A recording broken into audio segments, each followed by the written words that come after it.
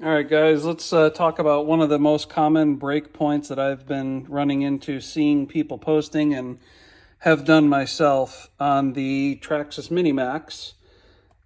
This is the front pinion. It's Traxxas monkey metal. It's weak. It snaps. So here's the solution that I've come up with. This is just a little test piece. I printed it in green so it's easier to see on a video, but everything that I'm going to be providing or can provide to you if you so choose is going to be black, just like these shims here that I've printed. Okay, and I can print these in different thicknesses, but I want to say a 0.6 or a 0.8 was like perfect. I only needed one shim. But I'll include a couple different ones because every gear set's different. So what you want to do, and what I found is the best, is here's a 670, 78, and these are very hard to come by. So good luck trying to find these. I've been hoarding them. As I find them online, I buy them up. So this is the last one that I've got, and I'm just kind of keeping it as a spare. But what I did with this truck is I used their XO1 diffs, and I put the XO1 spiral cut ring and pinion on, and it's the same diameter as this. Everything's the same. It fits. It rolls perfectly. There's no binding, so it works great. And it's definitely going to be stronger. You know, the problem with this is these gears are still the same, monkey metal. Now the pinion is going to be more of a hardened, but you're still going to run into this metal here being cheap, flimsy. It chips, it breaks. Anybody that has had like an XRT or an X-Max, you know that these things just chip and destroy themselves. So the Traxxas XO1 spiral cut gears are hardened. Probably not as good as GPM. I've had really, really good luck with GPM, but they're still going to be better than this. But if the only option is this, if you can find it, great. If not, I really recommend the spiral cut gears. But anyway, so what we're going to do is try to do this one-handed here. I'm going to set you guys down for a second. You can stare at a Mini-Maxx wheel. By the way, those are J-Concept 20 millimeter spacers. Awesome setup.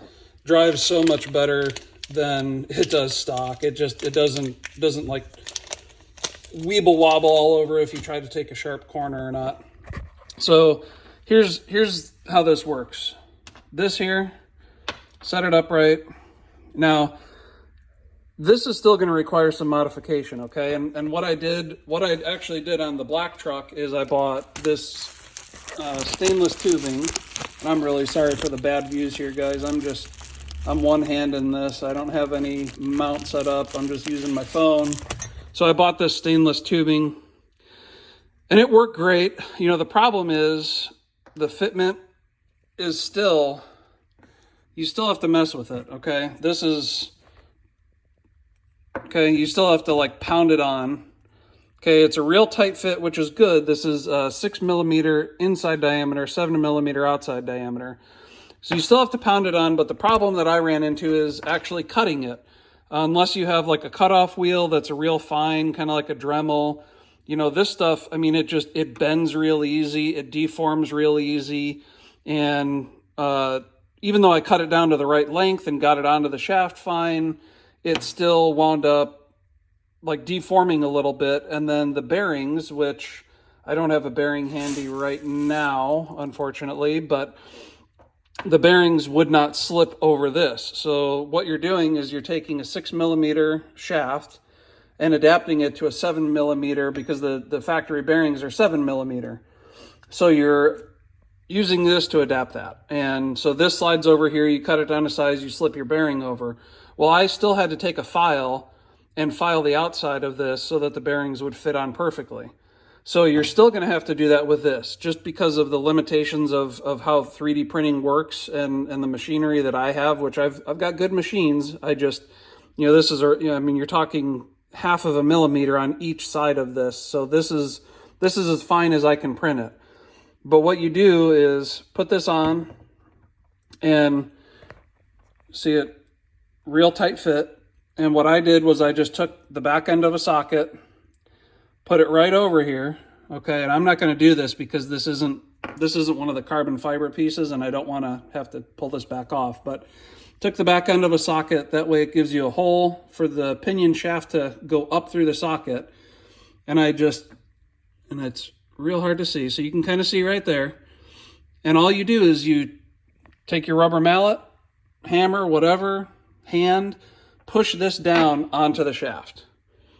Okay, and once you push this down onto the shaft, then you will need to file it. So, I mean, you can do it before you put it on here, you can do it after, but what I did was now that I've got this stuck on here, what I did was I pressed this onto the shaft. I put the end of the pinion onto my drill, and then I took a file, just like this guy here. You can pick them up on Amazon or wherever, Harbor Freight. Took a file on my drill, ran the drill with this spinning so that it filed it down evenly, and just filed it down little by little until the bearing slipped over it.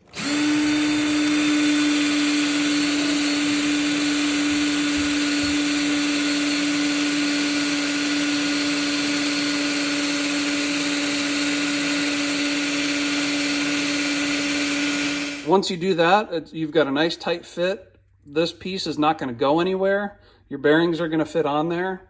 And then you can use the Traxxas 6888X, which is the adapter to go on the end of this pinion that gives you the splined end that goes on your drive shaft.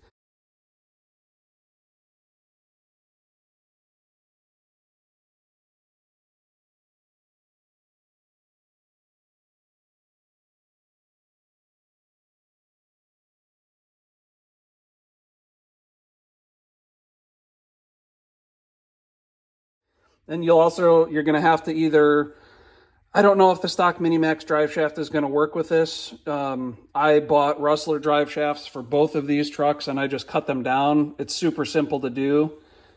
And that's your fix. That's how you get rid of this. Until Traxxas comes out with something, or GPM or Hot Racing, and there are diff out there now. GPM makes replacement drop-in diffs, but you cannot use a slipper clutch or a center diff.